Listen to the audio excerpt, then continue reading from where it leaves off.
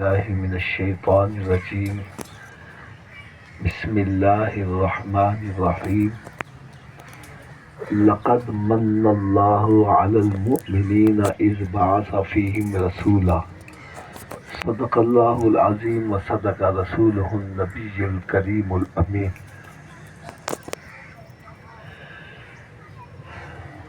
پیارے اسلام بھائیو،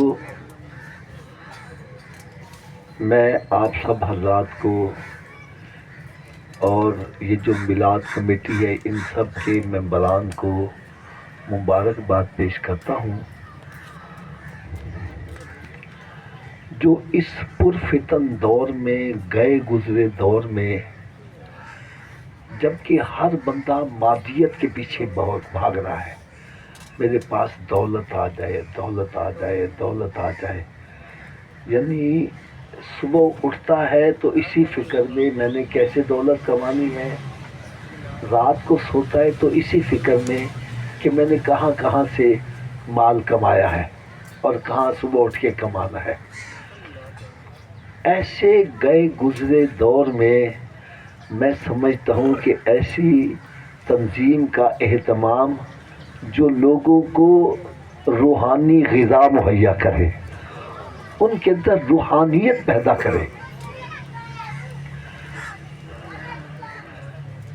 میری بات ایک بڑی توجہ سے سننا، یہ جو انسان کے اندر دولت کی طلب ہے نا، یہ جتنی بھی دولت اکٹھی کر لے، میں اگر مختصر کہہ دوں پورے پاکستان پر بھی قبضہ کر لے، مر گیا تو یہ ساتھ نہیں جائے گی۔ آپ نے بڑا مشہور واقعہ ہے سکندر اعظم، اس نے پوری دنیا فتح کر لی۔ جب اس کے انتقال کا وقت آیا تو اس نے ایک وصیت کی تھی کہ جب میں مر جاؤں تو میرے ہاتھوں کو کفن سے باہر رکھنا۔ لوگوں نے کہا ہاتھ تو اندر رکھے جاتے، آپ کے باہر کیوں رکھے؟ اس نے کہا شاید میری میت کو دیکھ کر کسی کو سمجھ آ جائے کہ میں نے پوری دنیا فتح کی لیکن خالی ہاتھ ہی جا رہا ہوں۔ ارے خالی ہاتھ ہی آئے ہیں تو خالی ہاتھ ہی جانا ہے۔ تو انسان جتنی مرضی دولت اکٹھی کر لے، مر جائے گا تو یہ ساتھ نہیں جائے گی۔ اور یہ جو روحانی دولت ہے، یہ دولت جو ایمان ہے، سرکار صلی اللہ علیہ وسلم کے عشق اور محبت کی دولت ہے، یہ انسان کے ساتھ قبر میں بھی جائے گی، میدان محشر میں بھی جائے گی، اور یہی دولت انسان کو جنت میں بھی لے کے جائے گی۔ یقین جانو کہ دل بڑا خوش ہوتا ہے، بڑا خوش ہوتا ہے۔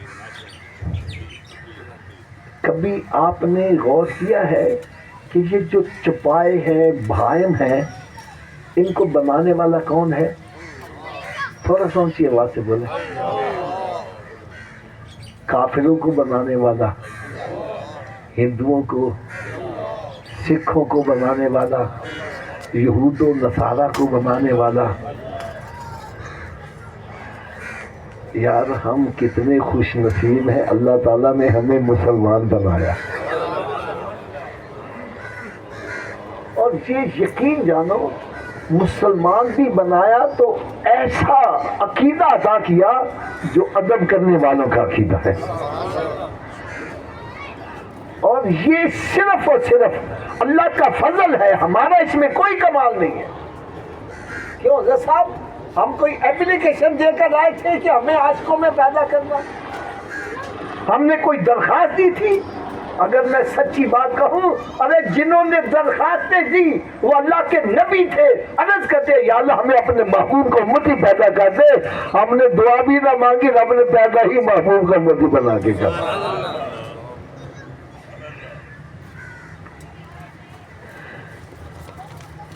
یار آج میلاد کے موقع پر میں آپ حضرات کو ایک پیغام دینا چاہتا ہوں۔ ہماری یہ میلاد شریف کی محافل با مقصد ہونی چاہیے۔ اس کا مقصد صرف نہیں آئے دو چار نعتاں سنیا، ہاتھ ہلائے، لنگر کھایا تو مچھا نتا دیں ہو گئے۔ یہاں آنے کا ایک مقصد ہونا چاہیے۔ میں سمجھتا ہوں آج اگر ایک نقطہ آپ حضرات یہاں سے صرف لے جاؤ، اللہ تعالیٰ کی ذات سے مجھے امید ہے دنیا بھی سمجھ جائے گی، آخرت بھی سمجھ جائے گی۔ وہ نقطہ کیا ہے وہ بڑی توجہ سے سننا۔ اللہ کرے یار میری بات یہ دلوں پہ چوٹ کر جائے، ہم سب کا رخ مدینہ شریف کی طرف ہو جائے۔ میں ایک چھوٹی سی مثال دیتا ہوں۔ آپ کے اسی ڈیفنس کے ایریے میں ایک نوجوان لڑکا آوارہ گرد جو تھڑے پہ بیٹھنے والا، اڈی کھڈا کھیلنے والا، آتے جاتے افراد پر آوازیں کسنے والا، میں مثال دے رہا ہوں، وہی الیکشن میں کھڑا ہو جاتا ہے، کامیاب ہو جاتا ہے، آگے چل کے منسٹر بن جاتا ہے۔ میں آپ سے سوال کروں گا کیا منسٹر بن کے بھی وہ تھڑے پہ بیٹھے گا؟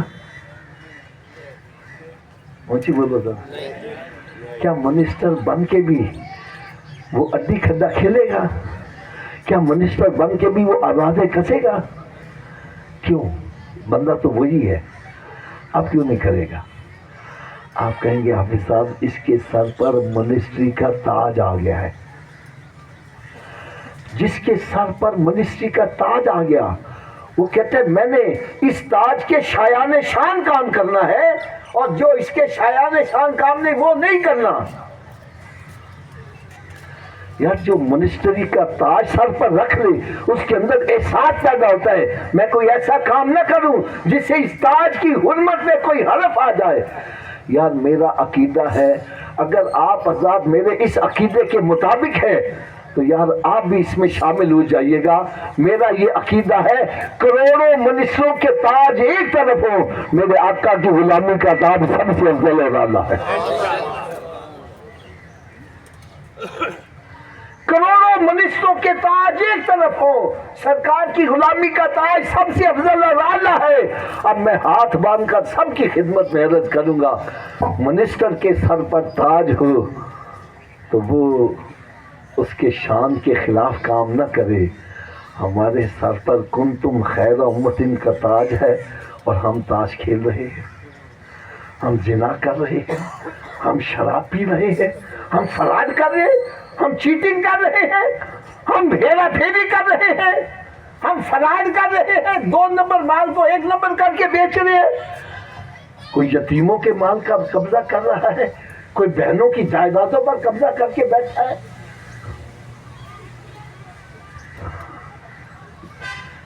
یار اگر معاذ اللہ ثم معاذ اللہ یہ کام ہمارے اس تاج کے شایان شان ہے تو ضرور کرو، اور اگر نہیں ہے یقیناً نہیں ہے وہ سرکار کا غلام اور پھر نماز نہ پڑھے۔ سرکار کی غلامی کا تاج سر پر ہے اور داڑھی منڈا رہا ہے، فراڈ کر رہا ہے، جھوٹ بول رہا ہے۔ حضرت صاحب میں اس مرتبہ جب مدینہ شریف حاضر ہوا، اللہ تعالیٰ سب کو مدینہ پاک کی با ادب حاضری نصیب فرمائے۔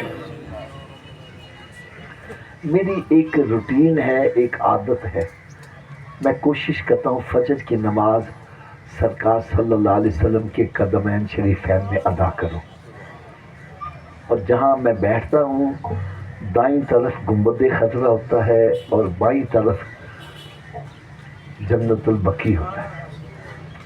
اور پھر فجر کے وقت جب میں یہ اعلیٰ حضرت کا کلام پڑھتا ہوں، صبح طیبہ میں ہوئی بٹتا ہے باڑا نور کا، سب کا لینے نور کا آیا ہے تارا نور کا، میں گدا تو بادشاہ بھر دے پیالہ نور کا، نور دن دونا تیرا دے ڈال صدقہ نور کا، اور جو گدا دیکھو لیے جاتا ہے توڑا نور کا۔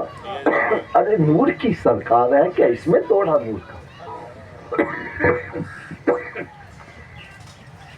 یقین جانیے مجھے بڑی روحانیت بڑا سرور آتا ہے۔ میرے بیانات یوٹیوب پر، فیس بک پر یہ پوری دنیا میں تقریباً سنے جاتے ہیں۔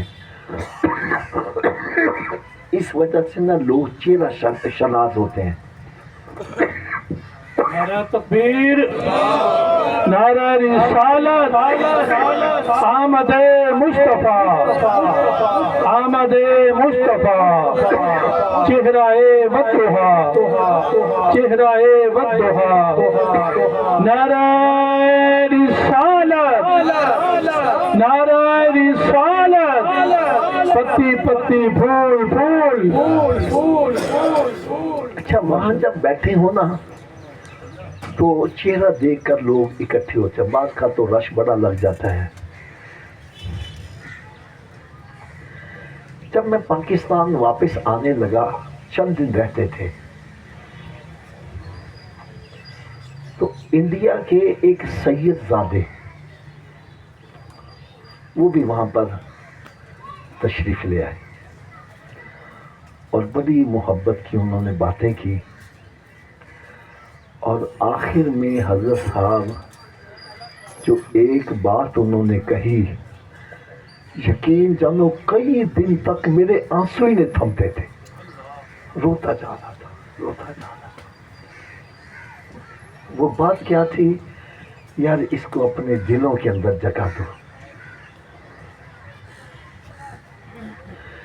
کہنے کا حافظ صاحب اب آپ مدینہ شریف سے پاکستان جا رہے ہیں؟ میں نے کہا جی ہاں. کہنا پھر پاکستان میں جا کر میرے نانا کے مدینے کو بدنام نہ کرنا کہ مدینہ شریف سے واپس آ کر بھی چوریاں کر رہا ہے، مدینہ شریف سے واپس آ کر بھی ہیرا پھیری کر رہا ہے، فراڈ کر رہا ہے. مدینہ شریف سے ہو کر واپس آیا ہے اور پھر جناب اپنا چھوڑا تیز رکھا ہوا ہے. مدینہ شریف سے واپس آ کے بھی تو نماز نہیں پڑھ رہا. فرمایا تجھے تو ہونا یہ چاہیے، پہلے تو بے نمازی تھا، اب تیری تہجد قضا نہ ہو. پہلے تو گالیاں نکالتا تھا، اب گالیاں نکالنا چھوڑ دے. لوگ کہتے ہیں ہویا کیے، بتلا میں مدینہ دیکھ آیا ہوں.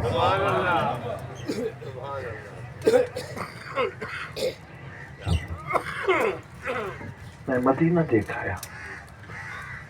کہنے لگا اگر مدینہ شریف آ کے تیری اصلاح نہیں ہوگی تو اسے آگے اور کون سا مکان ہے جہاں جائے گا.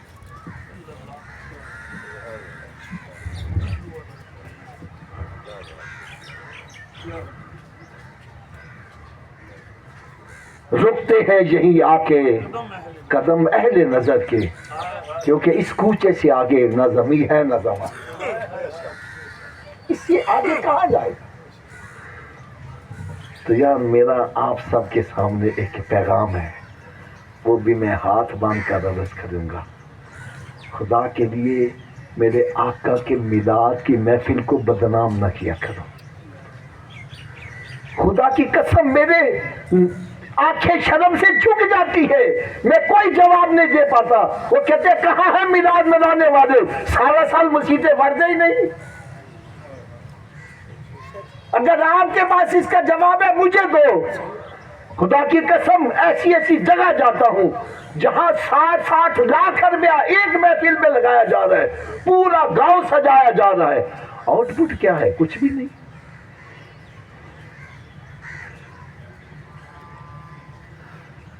حافظ صاحب ہماری 25ویں سالانہ محفل ہو رہی ہے. 25ویں سالانہ محفل ابھی تک گاڑا مطالب بولتا ہے، ابھی تک بے نمازی ہے، ابھی تک چوریاں ڈکیتیاں کر رہا ہے، ابھی تک فراڈ کر رہا ہے.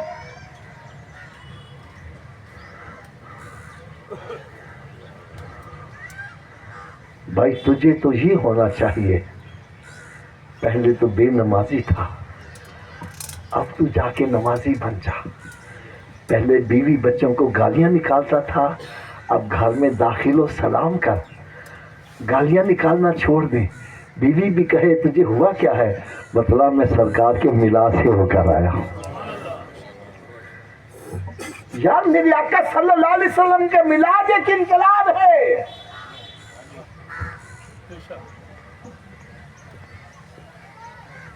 وہ بجلی کا کڑکا تھا یا سوتے ہاتھی، ارے عرب کی زمین جس نے ساری ہلا دی. یہ کیسا انقلاب تھا؟ وہ بندے جو اپنی بچیوں کو اپنے ہاتھوں سے زندہ دفن کر دیتے، ایسا انقلاب وہی بچیوں کے لیے دعائیں کر رہے، جو بچیوں کی پیدائش پر صفحے ماتم بچھاتے تھے، وہ بچیوں کی پیدائش پر محفل میلاد مناتے نظر آ رہے ہیں۔ وہ جو لوٹ مار چوری ڈکیتی اپنا حق سمجھتے تھے، وہی لوگوں کے مالوں کے عزتوں کے محافظ بن گئے۔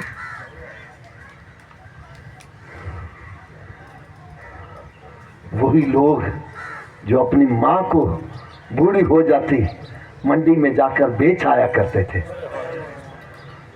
اب وہی افراد انقلاب ایسا آیا ہے، ماں باپ کے ہاتھ پاؤں چومتے نظر آ رہے ہیں۔ میرے آقا صلی اللہ علیہ وسلم نے ارشاد فرمایا، اس بندے کی ناک خاک میں مل جائے، خاک میں مل جائے، خاک میں مل جائے۔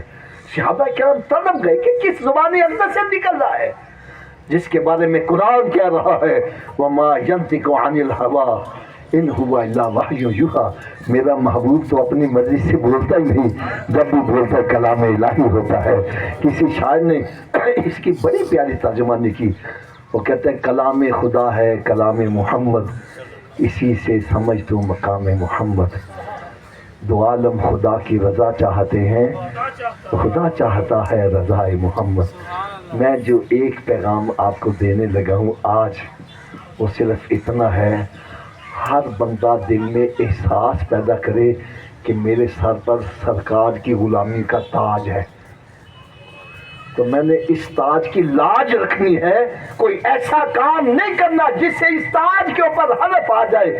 اور میں یقین سے کہتا ہوں اگر یہ احساس ہمارے دل میں پیدا ہو جائے، ہر بندے کی زندگی میں انقلاب برپا ہو۔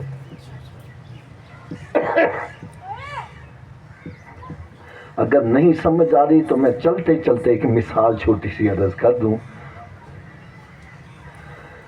ہمارے یہاں لاہور میں کچھ ہسٹوریکل پلیسز ہیں، پاکستان میں بہت ساری جگہ، لیکن لاہور میں مینار پاکستان بھی ہے، شاہی مسجد بھی ہے، شاہی قلعہ بھی ہے، شالامار باغ بھی ہے۔ تو وزٹرز پاکستان سے بھی اور باہر کے ملکوں سے بھی آتے ہیں۔ ایک عیسائی غیر مسلم وہ بھی آیا، اس نے ہوٹل کا ایک کمرہ لے لیا، دن بھر سیر کرتا، رات کو آ کے ریسٹ کر لیتا۔ ایک دن سیر کر کے جب ہوٹل میں پہنچا، ہاتھ جیب میں ڈالا تو آنکھوں کے آگے اندھیرا آ گیا۔ جیب میں سے پرس غائب ہے، اس میں ضروری کاغذات بھی تھے اور پیسے بھی تھے۔ اب پردیس میں کسی کے ساتھ ایسا معاملہ ہو تو بڑی پریشانی بنتی ہے۔ بڑا پریشان ہوا، کیا بنے گا؟ پھر سوچا میں جہاں آج گیا تھا صبح اٹھ کے وہیں جاؤں گا، شاید کوئی سراغ مل جائے۔ تو ایک جگہ جہاں اس کو زیادہ گمان تھا، وہاں ایسے تلاش کرنے کے انداز سے دیکھ رہا تھا تو ایک ہجڑا خسرا ناچنے گانے والا بھاگ آیا، صاحب جی کیا تلاش کر رہے ہو؟ کہنے لگا یار میرا کل پرس یہاں گر گیا تھا، میں اس کو تلاش کر رہا ہوں۔ اس نے جیب سے نکالا، کہنے لگا یہی ہے تمہارا؟ اس نے جلدی سے پکڑا، کھول کے دیکھا، پیسے بھی پورے کے پورے، کاغذات بھی پورے کے پورے۔ اب کوئی شکل و صورت سے ہمارے حاجی اعجاز صاحب کی طرح ہو، وہ ایسا ایمانداری والا کام کرے، ہم کہتے ہیں یار ہاں انہوں نے انجی کرنا چاہیے تھی۔ لیکن ایک وہ بندہ جو سارا دن گناہ ہی کرتا رہتا ہے، وہ ایسا ایمانداری والا کام کرے، بندہ سوچنے پر مجبور ہو جاتا۔ اس سے نہ رہا گیا، اس نے کہا یار تو یہ پرس ہڑپ نہیں کر سکتا تھا؟ وہ کہنے لگا صاحب جی جہاں میں ہزاروں گناہ کرتا ہوں یہ گناہ اور صحیح، میرے نزدیک اس کو حرام کرنا کوئی گناہ نہیں، کرنا واپس کیوں کیا ہے؟ اب ہجڑے کیا جواب ذرا دل کے کانوں سے سنو۔ کہنے لگا صاحب جی سچی بات بتلاؤں، کل آپ کی جیب سے پرس میں نے خود نکالا تھا، لیکن جب میں نے پرس کھول کے دیکھا مجھے پتا چلا یہ تو کسی عیسائی کا ہے۔ فوراً میرے ذہن میں آیا اگر میں نے یہ پرس ہڑپ کر لیا تو قیامت کے دن یہی عیسائی حضرت عیسیٰ علیہ السلام سے شکایت کرے گا کہ نبی پاک صلی اللہ علیہ وسلم کے امتی نے میرا پرس چرا لیا تھا۔ کہنے لگا میں نے سوچا حضرت عیسیٰ علیہ السلام سرکار صلی اللہ علیہ وسلم کی بارگاہ میں عرض کریں گے کہ یا رسول اللہ صلی اللہ علیہ وسلم آپ کے امتی نے میرے امتی کا پرچ چرا لیا تھا. کیا لگا میں نے سوچا کہیں میری وجہ سے میرے نبی کی نظریں نیچی نہ ہو جائے، اس لیے واپس کر دیا ہے. خدا را ایسا کام نہ کرو جس سے میرے آقا صلی اللہ علیہ وسلم کی نظریں نیچی ہو جائے. جس نبی صلی اللہ علیہ وسلم نے اس وقت ہمارے کام آنا ہے، جب ماں باپ رشتے دار عزیز و اقربا لنگوٹی یار سب قبر میں دفن کر کے واپس آ جائیں گے، کوئی خیر خواہ قبر میں نہیں جائے گا. جب سارے واپس آ جائیں گے میرے آقا قبر میں بھی تشریف لائیں گے، اور میدان محشر میں جب ماں بیٹے کو چھوڑ کے بھاگ رہی ہوگی سرکار وہاں بھی کرم نوازی فرمائیں گے. اگر چاہتے ہو ایسے نبی صلی اللہ علیہ وسلم کو خوش کیا جائے تو پھر ایک نسخہ بتلا دوں. میرے آقا صلی اللہ علیہ وسلم نے ارشاد فرمایا نماز میری آنکھوں کی ٹھنڈک ہے. اس کا مطلب کیا ہے؟ اس کا مطلب یہ ہے میرے آقا صلی اللہ علیہ وسلم ارشاد فرمایا میرے امتی جب میں تجھے نماز پڑھتے دیکھتا ہوں میری آنکھیں ٹھنڈی ہو جاتی ہے. اور سچی بات کہہ رہا ہوں حضرت صاحب، آپ رات کے پچھلے پیر اٹھو، آپ کا بیٹا جائے نماز بچھا کے نماز پڑھ رہا ہو، آپ کی آنکھیں کتنی ٹھنڈی ہوں گی؟ یا اگر آپ کی ٹھنڈی ہوگی تو میرے آقا صلی اللہ علیہ وسلم کتنی ٹھنڈی ہوتی ہوگی. تو تھوڑا سا ذرا آواز کے ساتھ جواب دیجئے گا کہ جب ہم نماز پڑھتے ہیں تو سرکار کی آنکھیں ایک مرتبہ پھر ہوں سرکار کی آنکھیں، اور جب ہم نماز نہیں پڑھتے، روزہ نہیں رکھتے، شراب پیتے ہیں، زنا کرتے ہیں، ہیرا پھیری کرتے ہیں، فرار کرتے ہیں، چوریاں ڈکیتیاں کرتے ہیں، کیا سرکار کی آنکھیں پھر بھی ٹھنڈی ہوتی ہیں؟